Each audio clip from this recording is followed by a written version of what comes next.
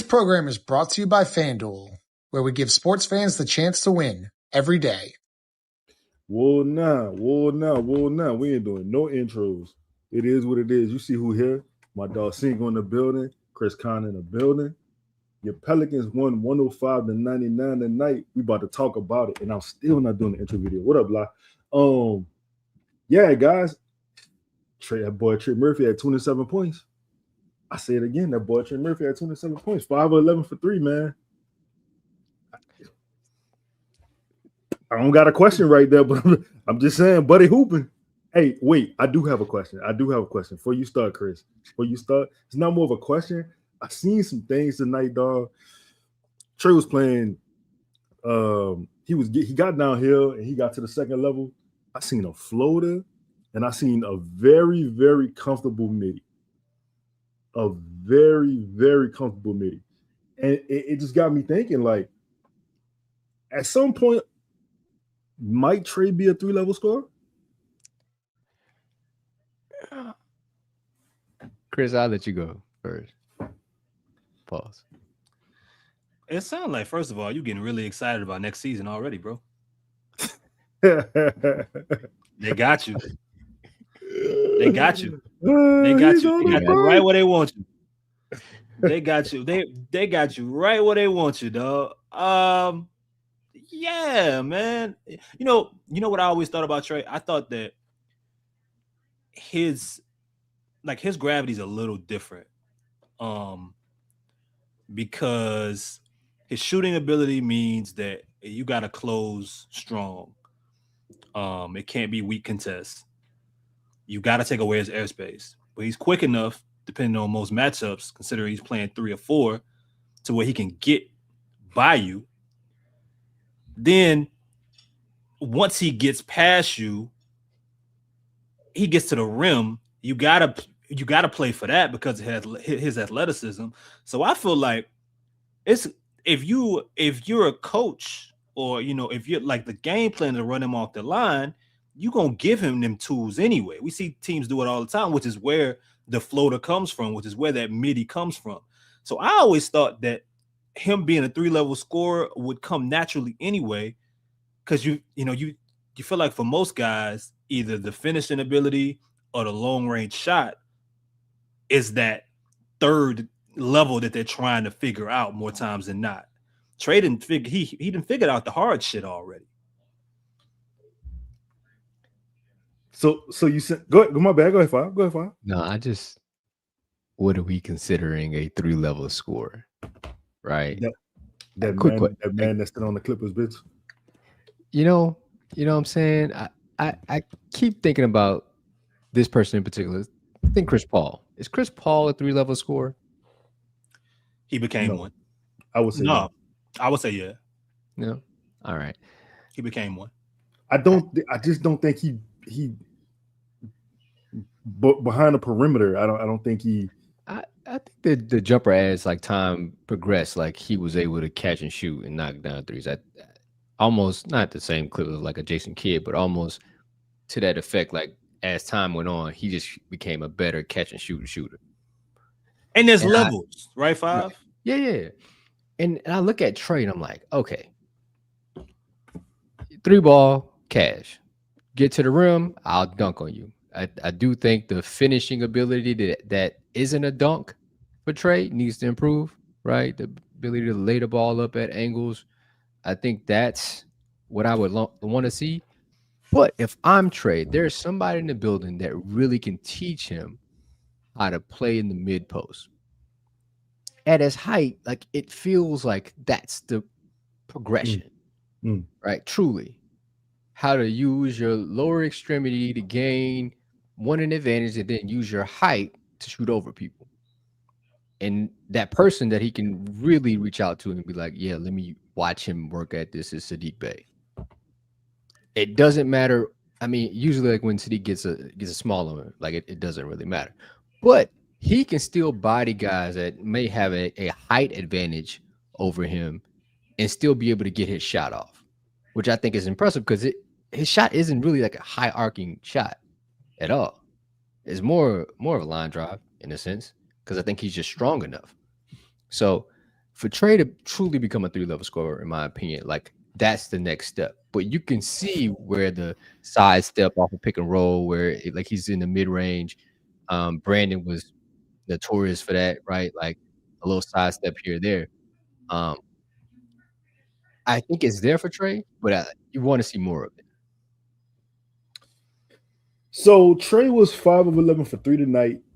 9 for 17 from the field, 5 rebounds, 2 assists. I think the as his game evolves, especially like hopefully climbing, if there is a 3-level score ladder, you want to see that assist creep up. You know what I'm saying? Because then he created for himself and others. That'd be great. Saddiq got 20 tonight, man. Saddiq looked like he got back to himself. What you seen from Saddiq? I'm waiting on a dude that was talking about Saddiq's post up and how it wasn't efficient. Oh man, what do that, man? Yeah. Bro, Did they double? Did they double? Man, because that was a point last game where he had like 12 straight, all from the mid post, layups, assists. Man, like it's such a weapon for this offense, bro. It's such a weapon. It's such a weapon for this offense. I wish I could break up how many points he got from the post tonight. And then they still won't show you like the impact of it, because once he gets cooking, like they're gonna have to send a double. So it's a swing from there. It's a a pass to the big. It's a foul. Then he's getting to the free throw line. Who led the team in assists tonight, 5? Oh. I'm gonna guess Saddiq Bey. I thought it was Saddiq Bey. Yeah, I thought it was Saddiq Bey. Yeah. Is that because of where he's playing and he's able to see the floor? I think so. This might sound crazy. I thought about this during the game. Saddiq Bey could play in any generation of basketball. 100%. 100%. 100. Don't that sound wild though? Because usually that's for like the high tier guys, but Saddiq Bey can play in any form of basketball there is. It's light. You know how people compare like Kawhi to like Wizards Mike? Hey, bro. No. Yes. Like I ain't never heard that before. But it's legit. It's legit. And some people hear that and they take it disrespect. I'm like, no. Like you gotta really watch the film, dog. Like you gotta really, really watch them too. And see how much they use their skills and their fundamentals and their smarts to get to where they gotta get to. And Saddiq's like that. And I'm trying not to use comparisons in this to get to my point. But along that line of what you were saying, like when as soon as you said he can play in any era, those are the type of guys that I think of. Late Joe Johnson, guys like that, to where it really don't matter. They so skilled. They got the perfect height for it, right? Yeah. You know what I'm saying? The 6'6" to 6'8" range. I mean, shit. There was some tweets going around the other day about Saddiq 3-level scorer game this year. Yeah. So old man game, call it what you want, bro. Post game, you ain't gotta like it, dog. But Bug gonna love it. Yeah, Chris. Yeah. The name that popped in my head, dog, is a wild pool, but Andrew Toney.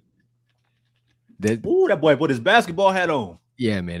That was the comp that came to my mind. Like he was shooting deep trays before it was really, true. Like he was the one that was giving space for Dr. J to get in the lane. You know what I mean? Because everybody was playing in a box. So, but he was strong enough against bigger defenders. He was able to get to the cup if necessary. And that boy went to UL. Shout out to UL. But late Glenn Rice, Glenn Robinson, like Glenn, big dog, Man, the legend of Saddiq Bey grows, guys. I mean, it's like it. Now we put him in any generation. Like he getting double, triple team. Like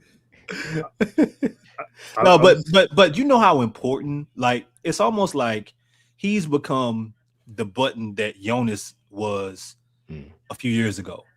So where they didn't know what to do. You need to see that. Yeah, like throw it on the block to bro. I know we getting something out of this. Yeah. And 5 used to always talk about the Pelicans don't generate corner threes. Saddiq in the mid post creates corner threes because he's always turned into that inside shoulder at some point. Yeah. And if the double or the help comes, it's going to that corner.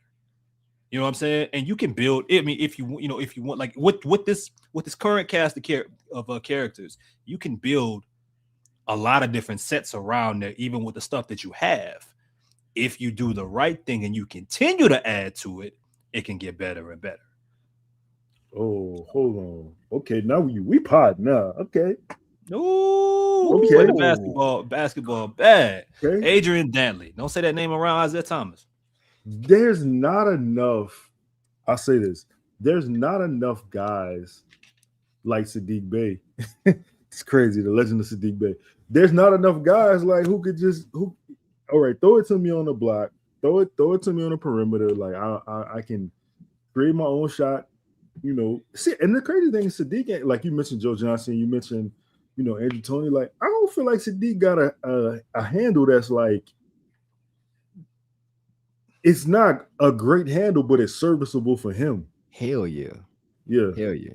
He don't lose the ball. It's all under control. It's nothing exaggerated, right? It's very simple but effective. And y'all talked about like shoulders. Like if he gets, I've said this before, if he gets his shoulder past you, you're cooked. Like he's the old dude at the park. There's nothing you can do with him. Yeah. Nothing. It's a wrap. And you know what though, Five, it's like he's gotten, I feel like he came into the league fairly strong for a basketball player. Now, dog, like he looks even stronger than you're supposed. Like he looks like a football player now. He looks like a linebacker. So when you already in certain lineups have players that have, I guess, unconventional matchup styles, being able to throw another person out there like that is critical. You already, when you put together a game plan, all right, well, who do we put on Zion? Well, maybe, I guess the center, power forward, I don't know. Everything's gravitating around him anyway. What about Trey? We put a guard on him? Nah, maybe not. Do we put this? Like, I guess we'll figure out Dejounte when we figure him out. The more of those kind of options and players that are just simple. Saddiq has a simple game. Simple game. You know what to expect, whether it's going to be a good or a bad performance. Yeah, man. I mean, I think that even in previous years, you needed more of that. You needed more options than just what you had in some respects with Brandon, and more options than what you had in just Jonas. You needed that in volume. And if they're gonna run this shit back, he's gonna be a big part of this. Let me ask you this: what's wrong with having a simple game? Not saying you saying something wrong with it, but people would hear that and take offense to it. Shit, I think people's games are too evolved. Let's say that. I think the game has gotten too far out. We need to get back to simple basketball, because everybody can't have a Kyrie-like handle. Like it's not probable. But not only is Saddiq's game like simple in a sense, right? He's smart. Yeah. He doesn't do anything that, like, when has he made a play and you're like, all right, that was terrible, Saddiq? Like, everything makes sense. I can't think of too many times I said that this year. And if it was probably like, he got a grenade from somebody and he had to pull. Yeah. So other than that, like, you need more people like Saddiq, right? Because it almost gives you a better, foundation. And that way you can kind of predict what your players can do, rather than it be so volatile and you don't know what you're going to get. You don't know what you're going to see. How can you really grade a team like that? So shout out to Spo, man. My dog said, I'm not going to lie, I have to disagree with Grubb by saying it's a little too early to extend Saddiq. So I guess my question to y'all is, like, if I'm not mistaken, I think Shamit told me it was 4 for 93. Is Saddiq's max? are you? What's your number? What's your number on Saddiq?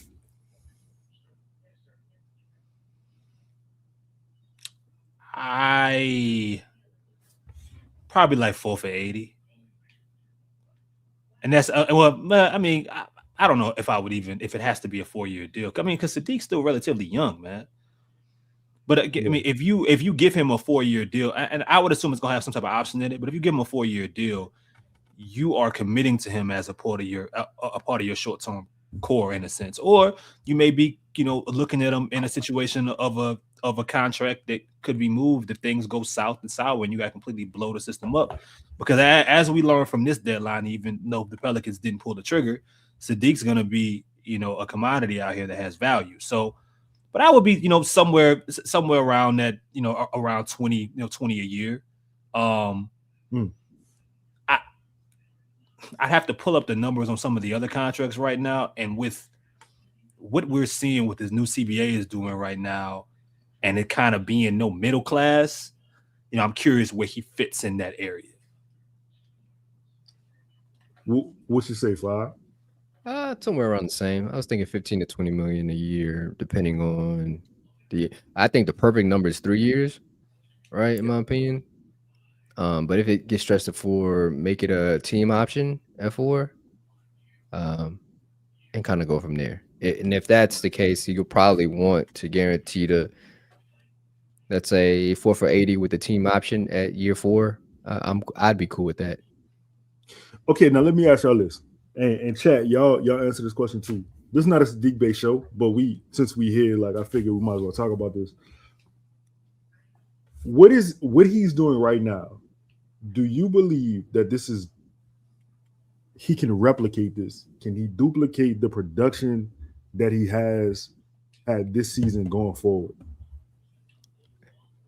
It depends on like what you consider production, right? Because what if the numbers are the same, but yeah, he was creating open, opportunities for other people, creating space for Zion, or like he may not have a 40-point game, right? He may not have that next season. I think he had that this season. I'm not crazy, right? Like he may not have that next year, and that's fine. Like Saddiq Bey wasn't called here to do that, but if the production it slips a little bit, but yet the team is more successful, like it's a win-win, in my opinion. Yeah, I mean, I don't know if he has to have career high numbers necessarily, or a career best year like he's having right now. But if it's a step back as other guys evolve, a lot of what Saddiq has done this year is based on the work he's put in, but also out of necessity. They've needed it. Well, it may come a time. I mean, you would hope that you don't need that next year. You would hope that you don't need him to heavy lift. You would need, he would be more of a break-in case when we're talking about high volume, but yeah, I mean, because what I would be curious about, and I have to look deep into the numbers, and this would be, a really good grub stat. Like, how many of the how many games do the Pelicans win when Saddiq plays really well? When Saddiq goes out here, and is having everything going for him, how many positive performances have the Pelicans had, throughout the years? That's what I would want to see. But yeah, I mean, what's Kim replicating him doing this again may not be necessary, but for all we know, this could just be who he is going for, and that might not be a bad thing either. And like you say, 26 years old, I believe he's 26. So he young enough to, yeah, he is 26. Like he young enough to where it's like, what I'm saying? Yo, get better. Hey, hold on. Speaking of getting better, come on, guys. What are we doing? 190 people in the chat. Oh no, 312. Oh, we got. Okay, it's X. X, yeah. No, come on now, what we doing, dog? Just hit the button. They ain't gonna do it. Like, don't hate. They ain't gonna do it. I don't like that at all. Man, I was gonna say this has been his best scoring season, but in 2021, the 21-22 season, He played all 82 games, and he averaged 16 points a game, and he shot the three at 34%, shooting the three at 34% right now. Also, he was shooting more threes then, though, at the time at 7.5. He's shooting 5.5 right now. That may be the only thing that concerns me, right? Like he'll need to get like an uptick in percentage, but again, I think it's one of those break glass in case of emergency type things. Um, like he shouldn't be called. I don't think he was brought here for that. It was out of necessity. But his play is, again, we talk about stats all the time. Like I don't think even the stats dictate like how good Saddiq Bey has been for the Pelicans. Yeah. Well, I got a play for y'all. Actually, I didn't record the clip, but it was a play tonight where Saddiq Bey got a rebound. He drove it coast to coast. He got the mismatch he wanted. He isolated himself on the block, waited for everybody to clear out, and then he went with his move. What is stopping Zion from doing that? It's not what, it's who. Who is stopping Zion from doing that? Zion. Because I'm asking that question because, like I see, man, Borrego drawing plays for Saddiq, and why is Saddiq on the block getting the basketball, and why is Zion? And when Saddiq did that, I thought to myself, yo, Saddiq was like, I think it was Jeremiah Faze in the corner. He kind of like waved him off, like, clear out, dog. Like, let me get that. And this is just, I'm not even talking about tonight with Zion, honestly. Like, I'm not even talking about tonight. And kudos to Zion for playing 44 the last 45. I'm just simply saying from a basketball standpoint, I wish he could be selfish like that. If you had to call that selfish. Takes skill and work too. I don't think, okay, I hear what you're saying. I don't even think it takes skill. Chris, there was a play tonight. Zion had the ball. He had the ball three-quarter spot on the floor between the corner and top of the key, right? Derek Queen flashes, post up. Zion was about to go with his move, but he passes it to Derek Queen, who then tries to pass cross court for a turnover. I want him to be like, my dog, get the fuck out of my way. Go back to where you came from. How many times have you seen him do that? Never. Previous years, even when he was at his best. Never. But Chris, that's the part of growth, right? Like this game was choppy, like real choppy, like bad, doo-doo choppy. It was all around terrible. No Dejounte, so no lead guard. Like you needed a leader to be like, hey yo, y'all move out the way. I got it. Let's get us on track. And you just waited for Zion to do that. And he could have been tired. Hey, bro, that shit's not an excuse. You know what I mean? Like this your job. This is what you do. Yeah. This is what you're supposed to do, right? Like no more excuses about, he played 44, 45. And I don't It's nice to have new problems to talk about. Yeah, What up, Hop? What he shot 7 times tonight? He shot, I believe, 7 times. Yes. 5 for 7 though. Again, what Smokey Mama said? Well, Smokey told her, "Hey, this ain't enough." But she said, "Make it enough. Make it enough. You gotta make it enough. I don't care if you ain't energized for this game. I don't care that you just played the back-to-back. I don't care. Yeah. You still got a hoop. This ain't no different. I mean, Zion's always, talked about like the old days of the NBA. They had way more back-to-backs. Sorry if I hear my daughter snoring, but yeah, they had way more back-to-backs. Like, it doesn't matter. You still gotta suit up. You still gotta lace up. You still gotta go get it. Gotta want it. So this brings up an interesting point shout out to Dexter G. Well, Zion better be prepared to accept a team-friendly deal when his deal is up. At some point during the season, I realized that, not only is Zion not going to be traded this season or this summer, it's almost a guarantee he's going to get a new contract. So I don't have the numbers in front of me, but like a Zion Williamson deal, like what does that look like? Oh God. And I know the Pelicans won the game. I know y'all want to talk about that. Like I'm trying to segue our way into some shit here because they beat the Clippers without Kawhi and Garland, and I do appreciate everyone the Pelicans could get as they are trying to still fight for this play-in win. But I just wanted to talk about some reality for a second. Well, I mean, let's go here, Lito. I mean,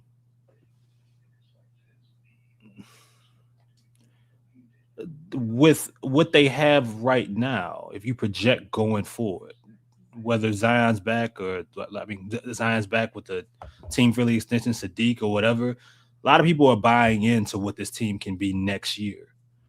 A lot of people are buying into what they look like right now. So do you think with Dejounte and company and all these other guys, do you think that this is a team, if they get a bump up, in health, what you're seeing right now from Zion health wise, if they get that, do you think that this team is somebody that can compete in the West? So let me tell you where it's fucked up at to answer the question. See. This is where it's fucked up at. In order to compete in the West, you need that guy. Okay. If that guy that guy gotta be that guy. Okay. You can't compete in the West without Zion Williamson. Okay, let me give you the reality of the situation. You can't compete without him, and you can't trade him because you never go get whatever the value is for him. That's the situation that you're in. Okay. So you disagree? I mean, no, I think you're right, but I'm asking, okay, so can they compete or no? This team can't. No. Can't? No, this current iteration of this team, it cannot compete. There needs to be turnover. Define compete. Yeah, like we talking Western Conference? Yeah, I mean, I think we need to talk about compete in Pelicans terms, and competing in Pelicans terms, making the playoffs is just making the playoffs. Not the play-in, the playoffs. Yeah, 6. So I'm gonna stand pat on my point. I want to hear 5 thoughts, but my point is that they can't compete with this roster.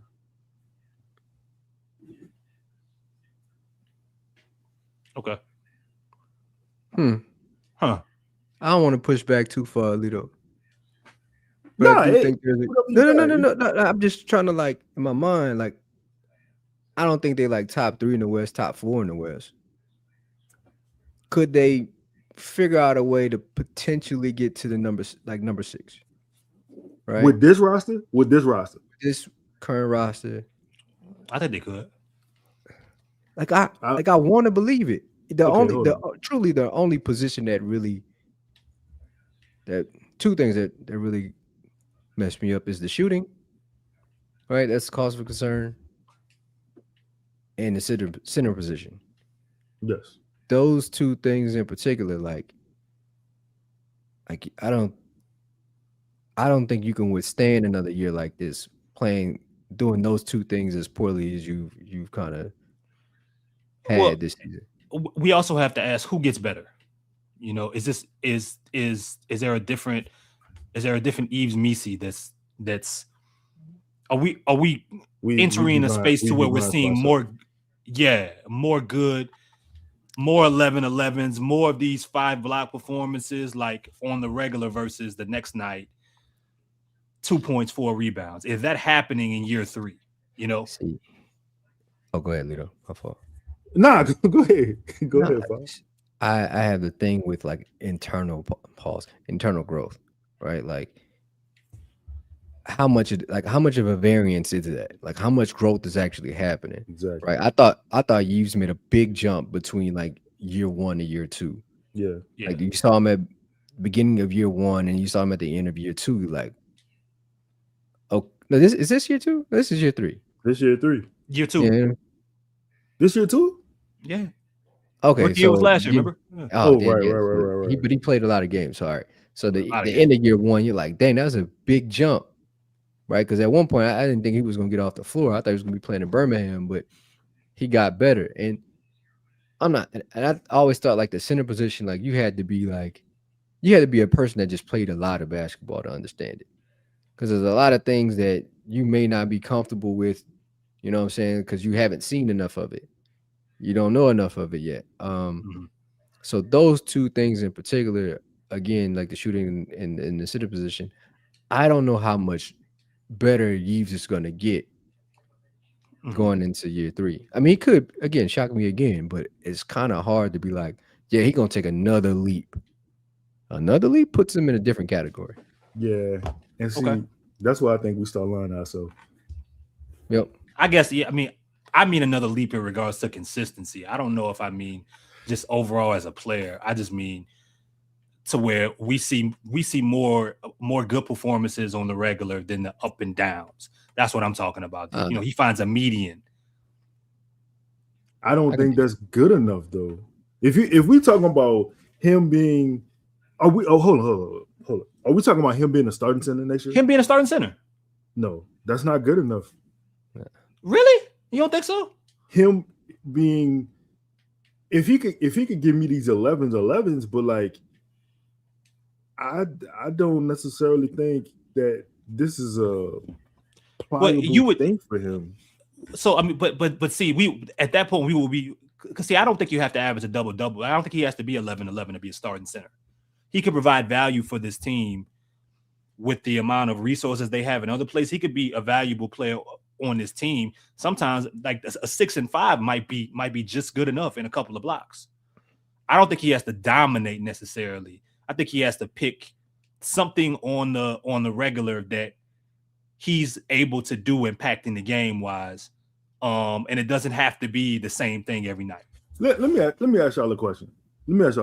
What do you feel like is more important for, let's say, an anchor in the NBA? Blocking shots or rebounding? Rebounding. See, and that's how I feel too. I feel like rebounding is one of them things that like that's a championship type attribute to have. And I don't think that, like, Chris, you seen it to me. I saw the difference when DeAndre Jordan got in the starting lineup, the rebounding aspect of it, right? Screen setting, yeah. I don't see that for him. And this is not a disrespect to him.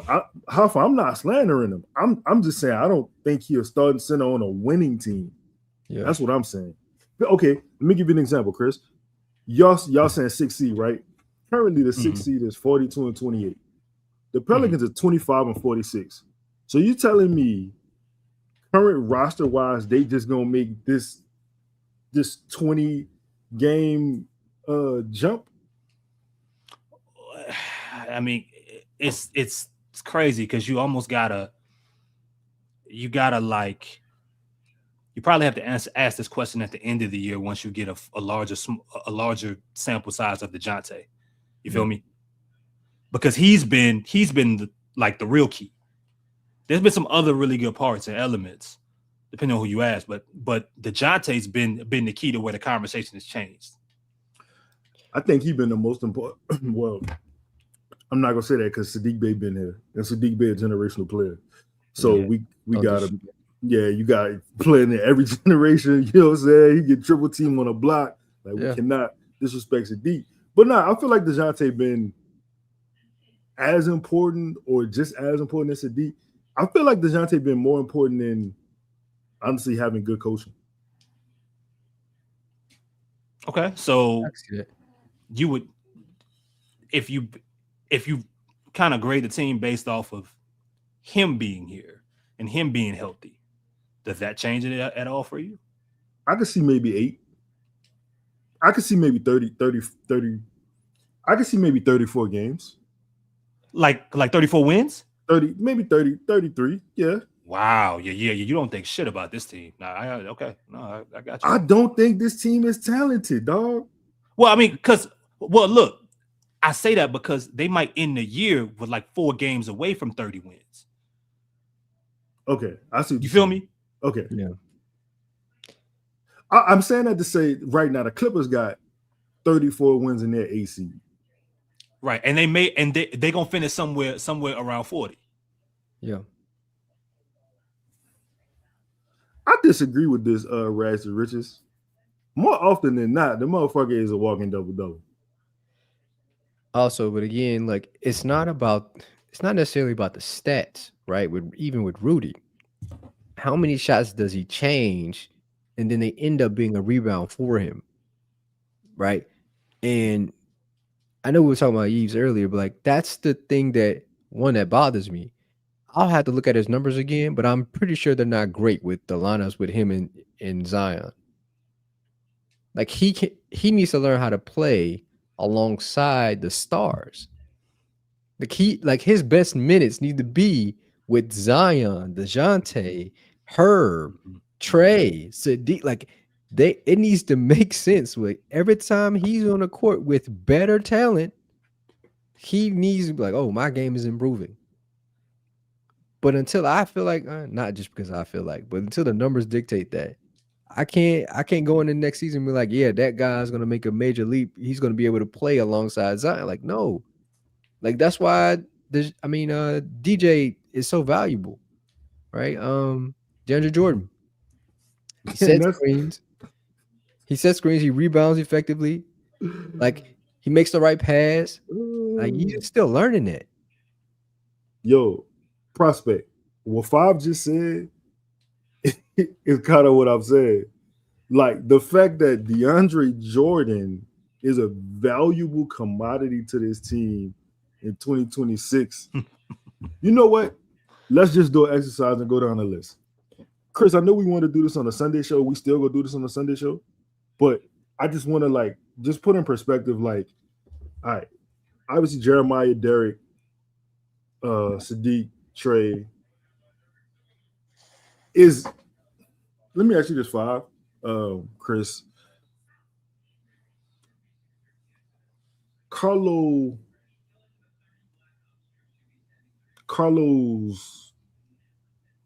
impact needs to be what for this team to be good?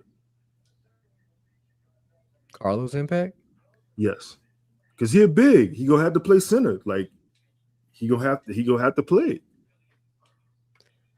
He better it's always going back to the same two things. It's got to be a really good rebounder, a really good screener, and be able to pick and pop.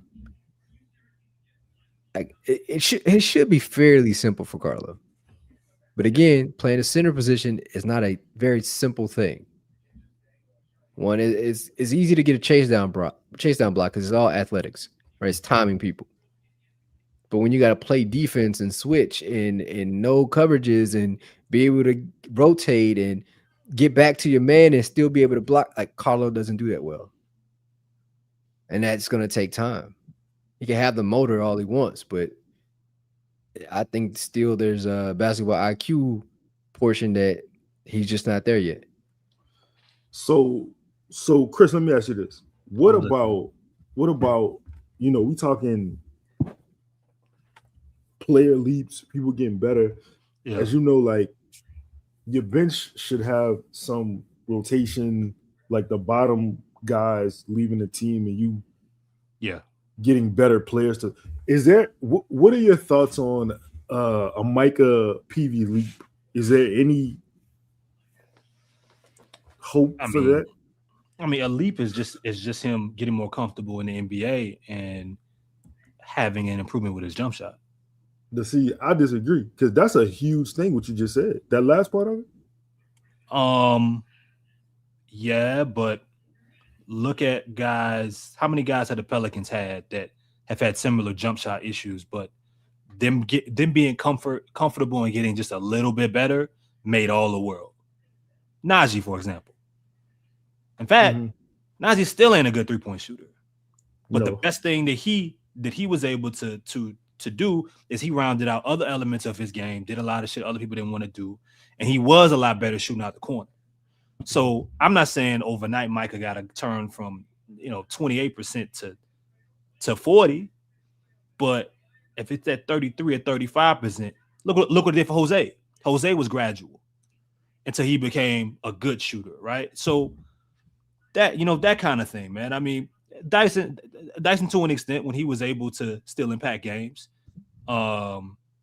on the nights that he was able to impact games for the Pelicans. And with Micah, we talk about a dude that's only playing 10 to 15 minutes a night, 20 some nights if you're stretching it, So in that volume, of sorts, I don't think it takes much. Not for a ninth man in your rotation, an eighth man in your rotation, whatever he's at, So no, I don't. I mean, I'm sorry. I'm saying he's high at 8. I mean, he's probably closer to 9 or 10. Man, if I was Mike, I would have been asked to go to Birmingham. I would have been there. Yeah. Like, not to say like he should be with them. I'm saying like the reps that you need to be shooting. You need to have 500 makes. You know what I mean? Yeah. Like you need to be getting reps in as much as you can. Just to work on your jumper. And it ain't like Fred Vincent is still here. And I think that's another part that we kind of missing. Like the shooting coach that you did have is no longer here. So now you kind of got to figure that out, or the guys themselves have to figure that out. And why nobody? I mean, that dude was here for so long. Like he didn't have a protege. You know what I mean? Like no one was copying the sauce at all. It just took all the secrets with him. It's in New Orleans. It's crazy, right? Like you would have thought somebody would have been ready to, kind of just ascend into that spot, but and I'm sure there are. Shout out to can't think of where you my from? dog's name. I'm here, man. B, but he's not a shooting necessarily. B great. I know he played development. Yeah. What's dude? Country Day. What's? Jordy. Yeah, him. I know he do a good job. I don't know if he doesn't obviously have Fred's experience because he's been in the NBA since what I'm saying, like the early 2000s. Yeah. But I don't know, man. I just feel like I feel like if we waiting on, and this is not a shot, but if we waiting on a Micah Peavy jump, like it's cooked. They got a good question. Shout out Hoffa, man. Hoffa said, "What choices for center do you have in mind? Do I have in mind? Before I answer, did you have any center in mind?" It always been like the Walker Kesslers of the world, right? Sure. Did Nick Claxton get paid? I don't think Nick Claxton did get paid. I'm not 1,000% sure though. I had to look at that, but a player like that, I think would be prime. But still, just trying to find someone that can really space the floor would help a lot. That's the makeup that you would kind of look for, that can rebound as well at a high clip. Me personally, Hoffa and Fob, to answer your question, man, like if I could steal Khalil Ware, if I could find a way to make that deal and that money work, because I think he's a free agent in 2018. Don't quote me on that, but I'm seeing a lot of 2028. 2028. All right. I'm seeing a lot of the same shit that Kuminga has going on. It seems to be going on in Miami with him. And I just like to help them with that problem. You know what I'm saying? And I feel like you want to maximize, DQ and Fears, like put a rim athletic, somewhat defense. I mean, he had a game. So we had like 8 blocks in the first half, and then he didn't play the second half. God dang, Claxton So- got 100 mil. Dang, He did. Well, that was the chat saying. that's out the table. But yeah, man, like I'll take any of those guys. Shout out to Justin Davis, Kessler. You know, I don't need a center that's gonna be elite for real. Like I'm not looking for elite. I'm just looking for Competent. bro. Just be productive. And if you know, like you can't. I'm not looking for you to score 20 points. Like, can you just give me some help off? Like kind of how Jonas used to do, right? Like the players breaking down, like you said. Can somebody just give me an easy bucket? Yeah. You know, but let's get back to the game, man. So we talked about Zion. We talked about Zion having 15 on 5 for 7 from the field goal range. He was 5 for 7 from the free throw line. Also, Herb was 3 for 7 from 3 tonight. Good to see his continuation of a jumper. Eves was 11 had an 11 and 11 game. Perfect from the field too. Shout out to Eves, man. Like to see that. Jeremiah was 4 for 20. He had 8 points. What you seen from Fierce tonight? Old habits coming back a little bit. I thought. I wish Alpha. My bad. 20 was a stat line. 24 minutes. 4 for 10. Oh, 4 for 10. Okay. I was like 20. I don't know. 4 for 10. Some old habits, but I thought like, I know you missed a layup, but I thought there was times where like he was understanding the angles really well, right? I think that's like a strong suit for him, getting downhill, getting past his defender, and eventually like it'll all work out. Like you could just see the flashes. It just needs more time. That's all. Yeah. The roux need to cook a little bit. Yeah. You know what I'm saying? Got to dogging up. Ain't nothing. Well, talk to me about DQ. 16 points, 5 for 5, 2 for 5 from the field, 1 for 2 from 3. 4 turnovers. Someone put in the chat earlier. Sorry, I didn't get a start about like having DQ. Like we need to talk about him and his positioning on the floor. He's kind of like tailed off as things have started to change. I'm starting to look at it like the Pels are more competitive than they were in the start of the season, right? And to start the season, DQ had free reign, right? He had the ball in his hands a lot. He was able to make plays, make mistakes, but there was more success than it was failures. And like you were able to accept it because he'd have a nearly triple-double. He would have a double-double with 20 points and 10 rebounds. So you were able to see that, but also he wouldn't get back on defense, but yet it was okay. But well, now it's not okay, right? Because you get a little bit of wins. Like they don't need that production more so to win a game.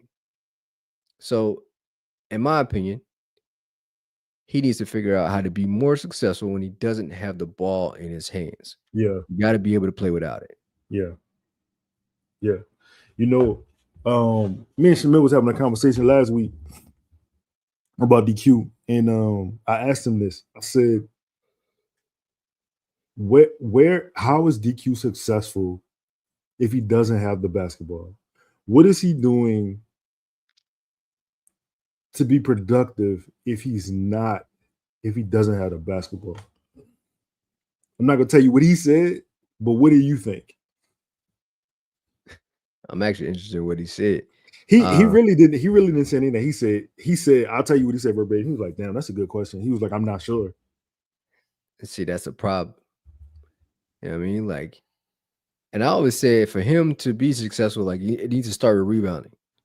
Just like I always say with Zion, like if you just rebound the ball, you get to control everything. Yep. Right? The mismatch is going to happen because the big isn't going to guard you 94 feet. He's not going to pick you up. And you have the advantage because you're moving towards him. You just make a move because you got skills like a guard and you'll be able to get past and then create an advantage like that. But it starts with him. If he just rebounds more. but also screening. And I'm not talking about like on ball screening, because that's simple enough. Like they know where the ball's going. If you screen off ball, create an advantage, you'll be more open than you think. Now, I'll just take your team to pass you the ball, but rebounding and screening could definitely help him out in the easy way in the short term. You know, I'll be real honest. I'm been disappointed with his. This is the most game. Let me shoot him bad first. It's the most games he's played as a professional. You know, most basketball with the best players. But I don't think he's given 100% effort every time up and down the floor. Mm-hmm. And that's really the thing that's been disappointing to me. Cause like, look, man, you ain't gonna make shots. You're not gonna make shots. You can't get every rebound, right? Like you can't get every pass you make to be an assist. And you're not gonna know offensively and defensively where to be every time as a young player. No. But the thing you can always just give is effort. Yep. Like that should be a non-negotiable. Playing with people like Dejounte Murray, which is why I'm glad he's back. That should be a non-negotiable. That's something that I feel like maybe it was negotiable, and now with his presence, I think that is a trickle-down effect. I think DeAndre Jordan affects that also.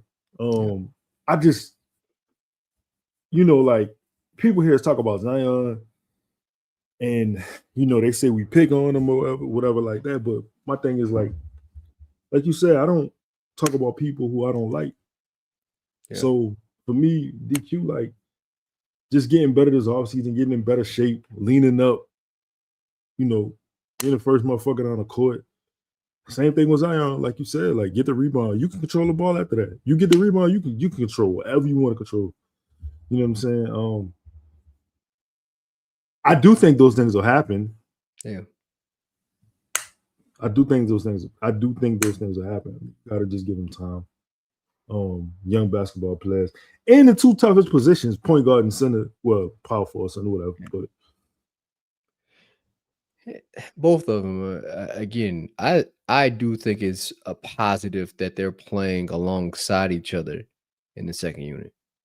Like their minutes are usually matched up because, and just like I said, a couple of shows ago, we talked about like what the second unit would look like, and there was a lineup tonight where it almost mimicked kind of what I talked about. They had Herb out there for defensive purposes, and they let Jeremiah and Queen kind of run off. It's like, yeah, figure it out.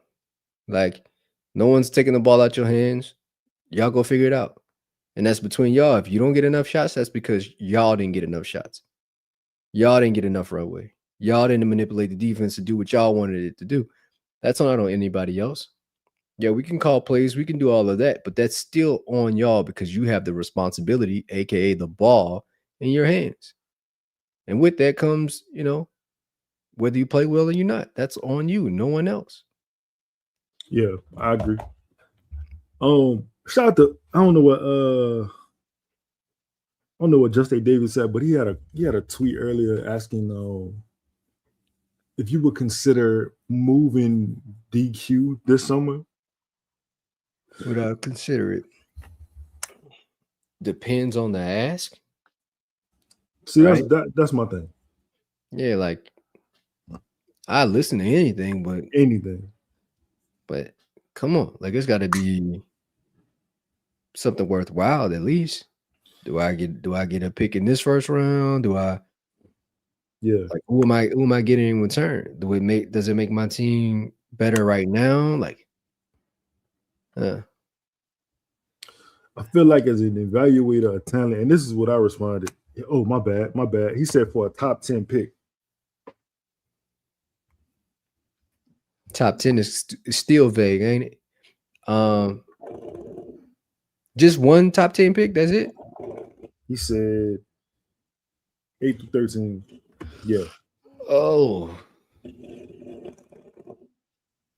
You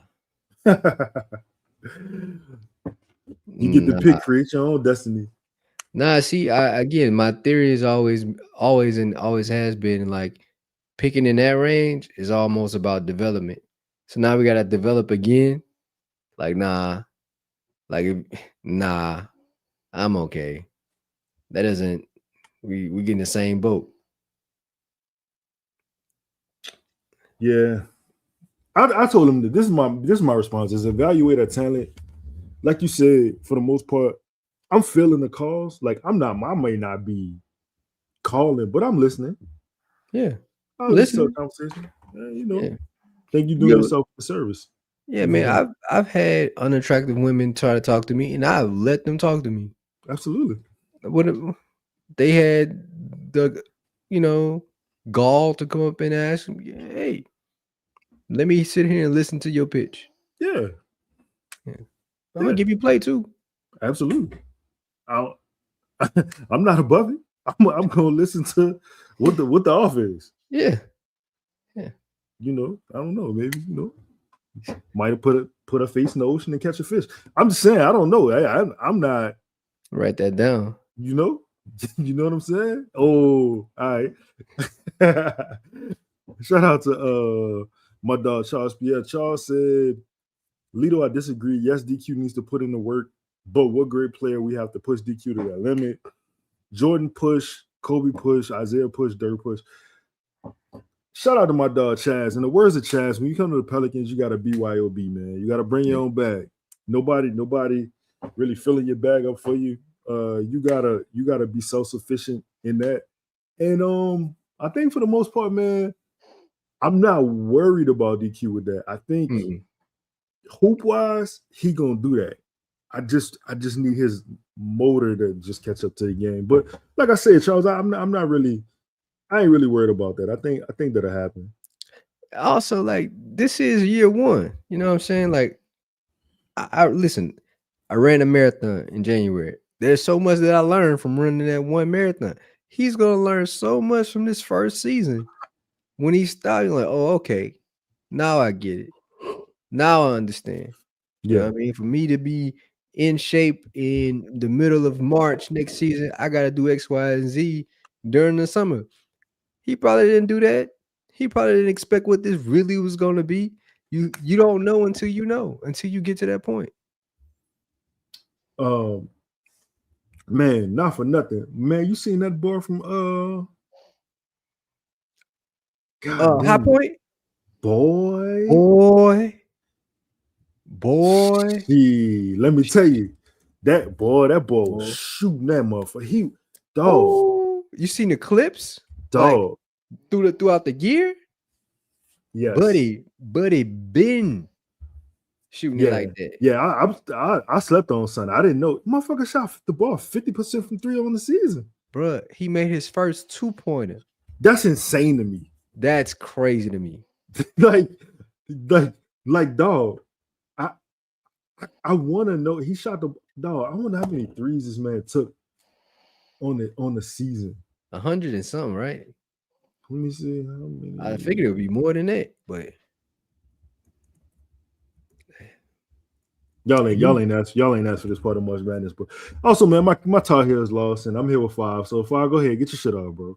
Get your shit off. I didn't even text nobody today. You do. My Dookies escaped with a W, but a W's a W. You did. But man, to see the North Carolina Tar Heels fall victim to a lower seeded team just puts a smile on my face. Like, listen, man. Just listen, man. Just listen. I'm sorry. I witnessed one of the most heartbreaking defeats in my dukedom. Yeah. And Lito was right there next to me in person. Yeah. We was damn near high-fiving God watching Duke fall to North Carolina in the Superdome. Yeah. And like a true friend, Lito knew I was pissed. And he never not once threw it in my face, even to the point We walked out of the building, and somebody said something crazy to me, and Lito was like, "What you said?" And he had his North Carolina gear on. All that ceased to exist, and at that point, I knew. I was there with my dog, man. Anybody about to talk to my dog crazy? Only I get to talk to my dog crazy in the life. Y'all don't get to do that. Yeah, you know what I'm saying? North Carolina fan or not. That's my man's. He with me. We not take that shit over there. Like we ain't here with y'all, man. Man, let's get to these chat questions and come on, Justin Davis, you too. It's all good, man. It's all good. You see it. I respect it. What y'all think Boozer gonna be in the NBA, man? Valuable role player. Okay. My real question is what y'all think the bots are gonna be. The who? AJ. Is it the bots? I don't know. The Bastia? I don't know. Okay, whatever. I don't know. I'm gonna say the same thing I said about VJ Edgecombe. I don't know. The thing that gets me, right? All right, cool. He can play. I'm not saying it. But they got a lot of dudes in the NBA that can play. Damn, look at Fist of Black stuff. Fuck, man. The truth, though, somebody say he the truth. Like the truth, bro. Like, what is he doing to really say is like, wow, this is the. I'm not blown away, and you know what? Five? I think the thing. See, this is where I be fucked up at because it be fucked up where I meet people. Because the first instance of me meeting him, they told me he was Tracy McGrady. I think he more Jaylen Brown. I think he a lot more Jaylen Brown. I just think he more, and it's all going to depend on where he goes. Generational. You think he's generational? Y'all know what that word means? It's like one in every that he's that one in this generation. Between like now and the next like 10 years, like he's that guy. Is he better than T-Mac? I mean T-Mac, I'm sorry. Is he better than Cooper Flag? In my opinion? Yeah. No. I just can't see it. MVP, Justin Davis, MVP. Oh, you talking about Jaylen Brown. Jaylen Brown's an MVP candidate because he's how am I gonna say that? I ain't gonna lie, I agree. I agree. If you would have asked me what a Boston Celtics would have been this time last season, getting rid of Porzingis, not having Jason Tatum, I ain't see this. I knew he was good. I always said I wish he had his own team. Like he really wanted them people that I want him to have his own. I want you to go somewhere that's shitty, and like, can you build that up? Yeah. Like we don't have that no more, bro. In the NBA, like we don't have it no more. I think that's what's sucking right now. Yeah, that's why we don't need expansion, bro. People keep trying to team up. I'm like, team up for what? I need y'all. I need the best people that trying to hoop against the best people. And yeah, you get to year 10, you're like, all right, bro, this is way too hard. Then you go team up, but don't do that in the first 10 years. Yeah. Hold on, let me say this too. Oh, because that's gonna sound like hate. Okay, no, let me ask y'all this. AJ or Acuff? Who you picking if you had that first pick? AJ or Acuff? Yeah. I'll pick AJ. You pick AJ. But I don't want to. I agree. I think you pick AJ. And this is not, I was about to say it's about to sound like hate, but Acuff is a small guard. And that's the thing. I always go back to Bill Belichick and Nick Saban. They talk about, class and, top talent. Like if you get the number one pick, they got to meet like the measurables. Yep. And AJ blows that shit out the water. Yeah, man. Cooper's more polished. So okay, hold on. San Jose, you said AJ is a generational talent. So is Cooper generational talent too? I just got questions. Like I need to know how we rank in here.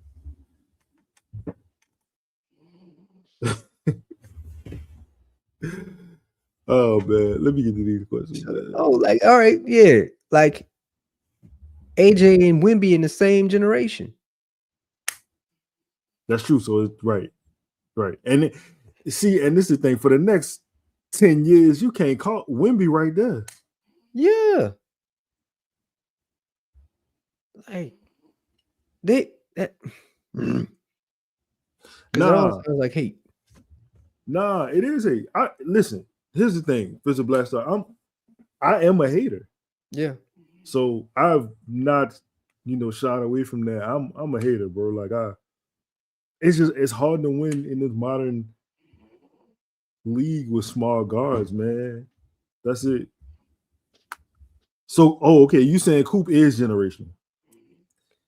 All right. Well, how many generationals do you get? I think everybody else falls under Wemby at this point. He can be good. To a degree. I agree with that to a degree. This, just say Davis. I mean, we do got to talk about the component of race in that context. Coop is almost considered like the next great white hope for America. Zion was just generationally athletic, like something they had never seen before, and it was. But I think we take this generational stuff a little too far, bro. Hold on. Say 5. You know your boy for High Point, man. That man averaged 6 points a game this year. That's crazy. 6 points a game this year, bro. Oh, wow. How many he had today? That's what I was trying to see. I don't know. Oh, man. He might go on.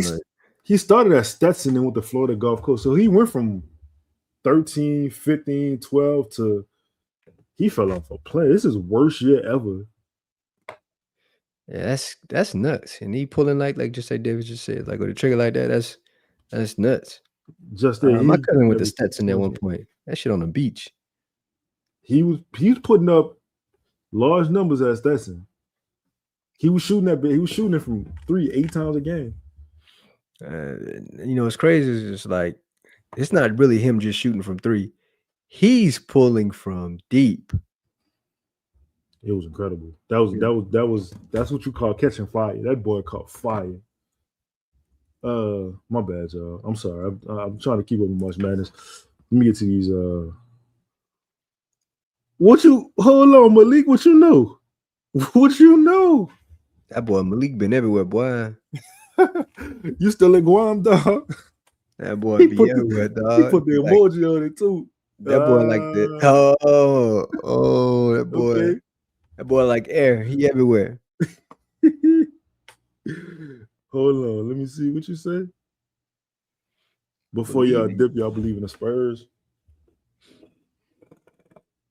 to win it all? Is that what you're saying? Nah. If you asking that, no, I don't. I don't think they can win it all. I tell you this. I believe in Stephon Castle. I do. They have too much talent, like too much young talent. Right? They stepping on each other's toes, whether they know it or not. They know they're gonna have to move off one of them. Like it ain't gonna work. Like for Stephon to truly be great, you're gonna have to do something with what's that dude's son name? What's your boy name? Who that? Play with Jordan. Yeah, Dylan Harper. Like you're gonna have to do something. I don't think that's gonna work for 2-3 years, bro. I agree. I don't know. I do believe in. I believe in Stephon. I mean, I believe in Wemby too. To No, you know, the only thing with Wemby is health. Like I just gotta. Bro, you know who Stephon remind me of, bro? Who that? And I know his jumper not the same, but he almost got a demeanor like Dame. You do. Dame. Like you can just see like the wheels turning. Ooh. He like, oh, this Cra- might be. Crazy athleticism too. Crazy. It's like he don't get rattled. He don't do no talking. He'll punch on you. Yeah, nah. Ooh, 5. Would you trade Trey for Castle or Hart? And stuff. What's the stuff? What's the stuff? For Castle or It'll okay. be Castle. It'll be Castle for me. Hey, look, Hart cold too though. Yeah, no, for shit show. They got good problems, but yeah, I would. I definitely would. I listen again. We listening, people. Absolutely. Hey, bro, you pick up the phone, you call me, I'm gonna answer. That's not true. That's not true. That's not true. Most times. But anyways, let me see. I got some stars, man. Before we get to the stars, man, make sure you hit the like button. Please, It really helps out the channel. We'd appreciate it. You know, every good like deserves another good like. You know, if you like us, we like you. If you don't like us, we still don't like you. So it's all good. It's all love at the end of the day. So hit the button. We got a comment. We got a comment from Fist of Black Star that I want to get some answers to. Shout out to Carlo Cruz. Bill would have never discovered that with Bey. Difference in Borrego. I mean, hey, you still got to remember, Queen was still on the bench. Bill told us we didn't have enough minutes. That's true. For Queen. That's true. Shout out to Bill, bro. Sometimes you just gotta not be good at your job, you know.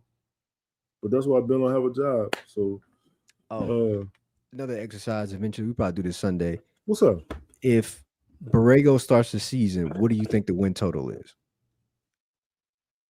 Ooh. So they're at 27 right now? 24?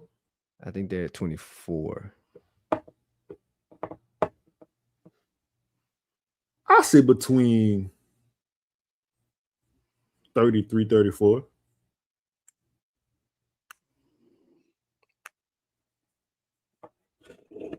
What do you think they end the season with? How many more games? Let me see. How many more games? Let me see.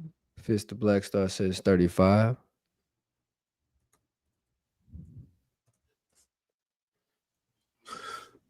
So, how many more games are left in the NBA this season? My number's probably, depending on what you think, right? Because I gave Justin a number at what, 27 and a half? Mm-hmm. Let's say they get to 28, right? Let's just say they get to 28. I'm just being generous. At minimum. I think Borrego probably would have got them to 36, 37. Okay. I mean, listen, give him a training camp. Yeah. You know, give him time to install. Because that's the other thing, too. Like, you know, I don't know if he has had time to install certain things. Hold on. Bruh. You think so? Yeah, I don't think so. I do hate Willie because I'm a professional hater, but never gonna deny that. But yeah, raise my hand.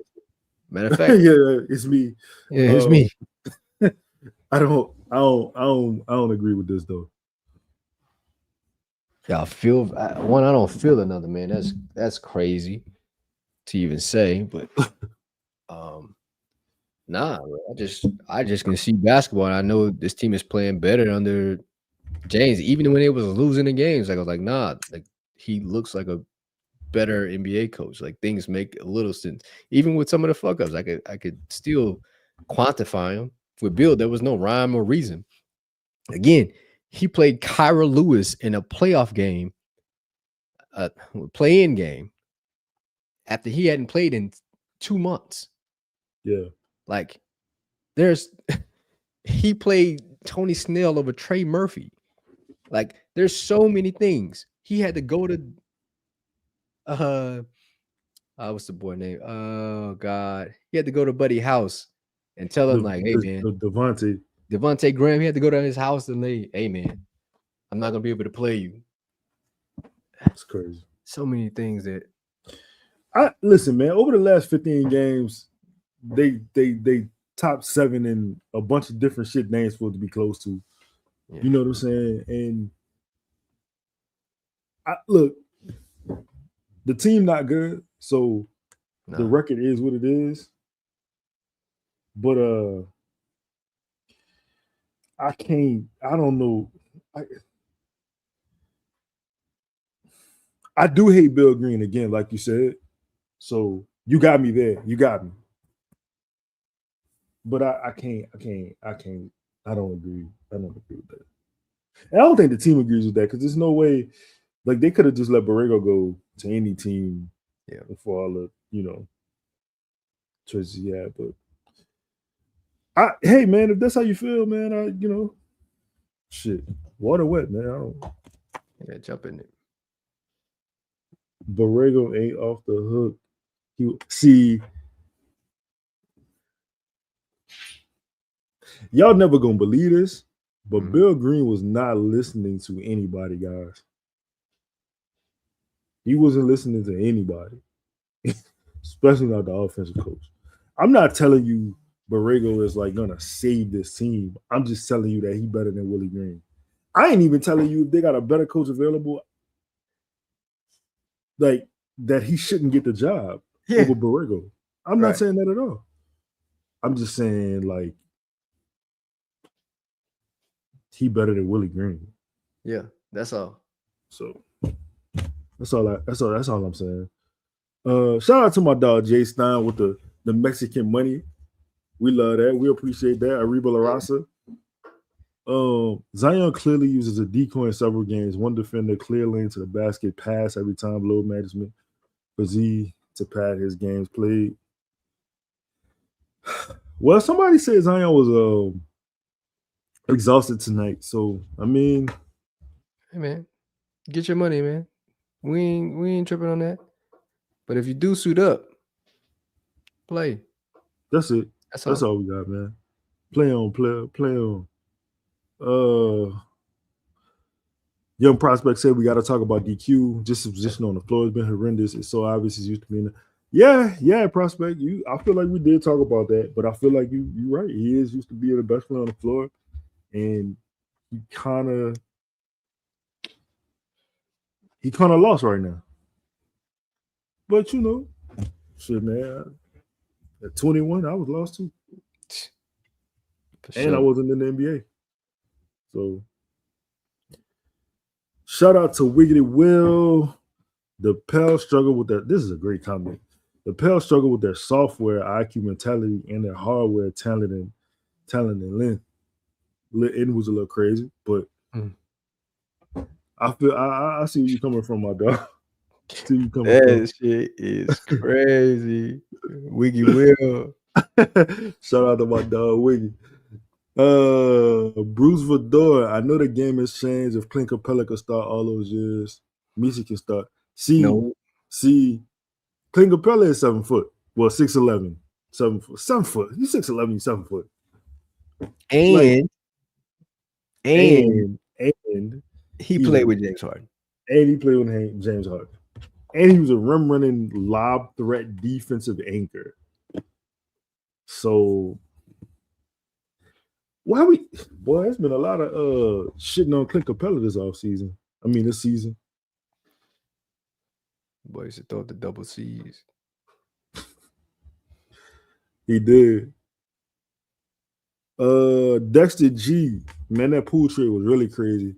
What same team would take him in a trade? Well, what's even more crazy? You gave up a pick in that trade, and you gave up expiring salary. So, great job. When you think about making that DQ trade that Pacers trade and that CJ trade in one calendar. Fuck, not even a calendar. You made them shits a couple weeks apart. No, he does not. He does not. He does not. Okay, I'll tell you what. Maybe if you gave him James Harden. If you gave him James Harden, maybe. Messi is way better than Come on, bro. You stop. Boy, Stop. we about to end this shit. Stop it. Stop it. You wilding right now. Y'all wasn't watching basketball. It's okay. Stop it, man. Come on. I'm not gonna say that. Way better. Way better. He not better yet. Way better is crazy. Yo, you know Clint Capella, a career double-double, dog. I think a career 11 and 12. Like, all right, man. That's cool. You know what? You're right. Breeze, you're right. You got it. You got it. Just Breeze, go look at the stats and tell me who got the most blocks. Because I'm looking at 1,000 Clint Capella blocks right now. You tell me how many Eves has, and we'll talk about it. If you tell me how many blocks Eves has and how many Clint Capella has, then you know more talent. Yeah, he more. Okay, you know what? You know what that is? That's like saying, you know what? That's like saying, my partner had this thing where he liked Philly's Cafe on Napoleon. I mean on Cleveland, right? And me and my other partner, me and my partner Ma, we would always go to Verdi Mart to get a Philly. Okay. Right? My partner was like, man, you know, the only thing that Verdi Mart got over Philly Cafe is it's just a better quality of meat, the bread better, and it tastes better. So I'm like, you saying everything about it better than, right? Yeah. All right, cool. You know, I just think people like what they like at this point. I'm not about to argue. I'm not here to, you know, try to make you comprehend what I'm comprehending. Hey, well, make you believe what I'm believing. I hope you comprehend what I'm comprehending. That's all. Like it is what it is. That's all, man. King Sam the first. How do you feel about Jalen Williams for a center? Starting center, I don't like it. I think like center Jalen depth Williams from for OKC. OKC. Yeah. Nah, though. Yeah, I don't like it. I don't like it. That's just me though. But if y'all, you know, again, if y'all see something, maybe y'all not seeing something. I know he did get he got a triple-double.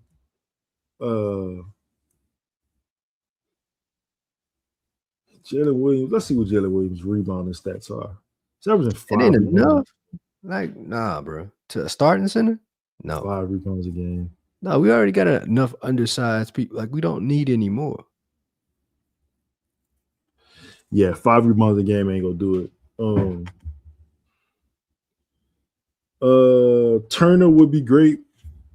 I guess. Do you want if you don't want rebounds, then yeah, he'd be great.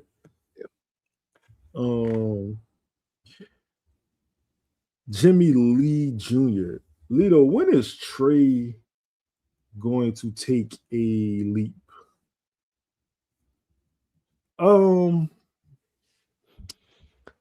Jimmy, let me just say this. He went from averaging 5 points a game to 14 points a game. From 14 points a game to 21 points a game. He's currently averaging 22 points a game. I don't know how much of more of a leap you need. Like, maybe I'm missing something, but I think they want him to average like 27 or something. Yeah, I thought he might push for 24. Hey, that's a layup more a game. You know what I'm saying? But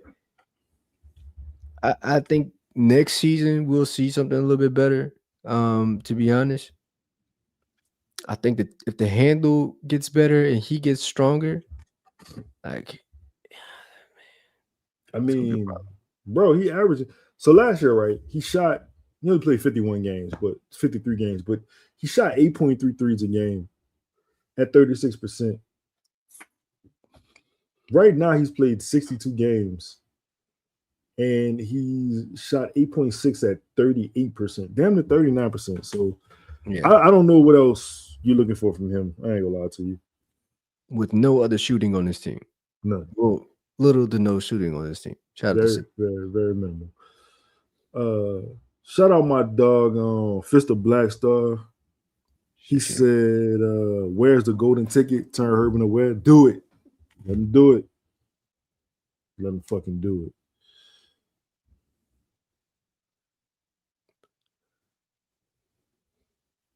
Oh, okay. This is okay. You talking about the trade rebounding and defense? I agree. I'm with you. A lot left to be decided there. Usually when people talk about Leafs, they talk about points. So, points.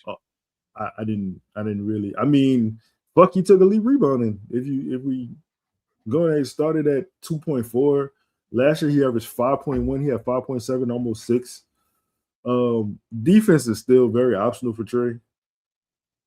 So, I guess you can't have it all, man. It's like, you see a girl. Never mind. Hey, man. Never mind. But the real was know what I was about to say. Yeah. Yeah. You can't have it all. Giannis gets traded. That Milwaukee pick. Yeah, I'm with you. Damn, Fist of Black Star said Trey regressing. Is he regressing or is he not living up to your expectation? What's your expectation? Because the numbers tell you otherwise. What is your expectations? I guess that's a valid question. What are people's expectations for a trade? All-star probably. Because he was saying it. I mean, I think he gonna get an all-star. Yeah, no. I'm just saying, like, this season, like, that was a goal of his. Oh, Fist. Listen, I've been saying that from jump. Like, I would tell again. I don't know Trey's trainer. I don't know who these people are. I would move on. I'd find a different trainer because, like, his handle is atrocious. It's atrocious. It does not do anything for him.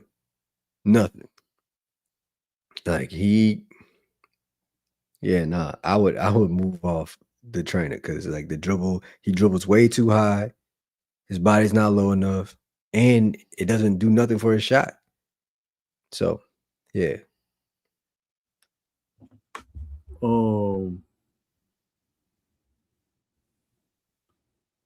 I hate to say this because my favorite player is Zion, but Trey this year looks like he's the best player on the roster.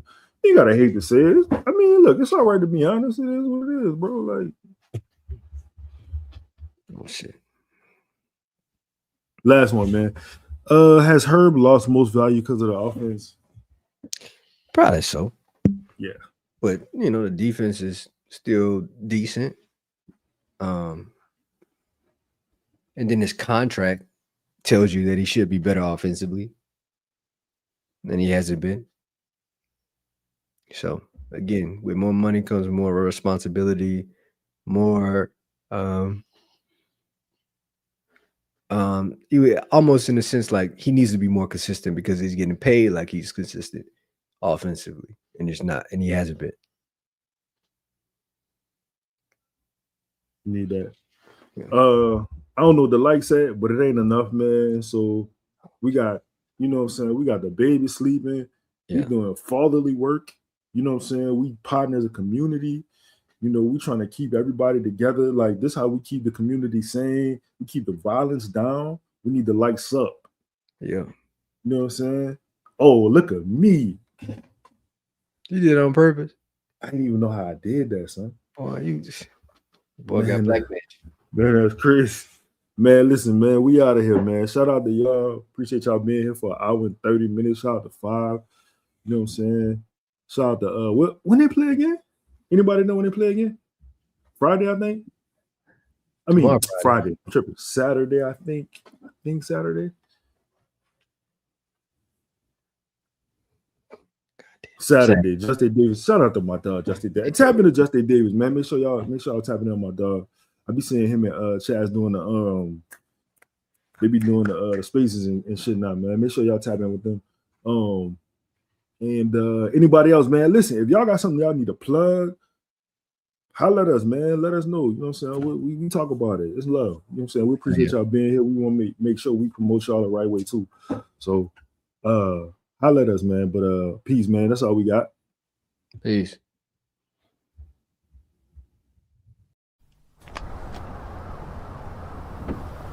Hey, you dropped your wallet.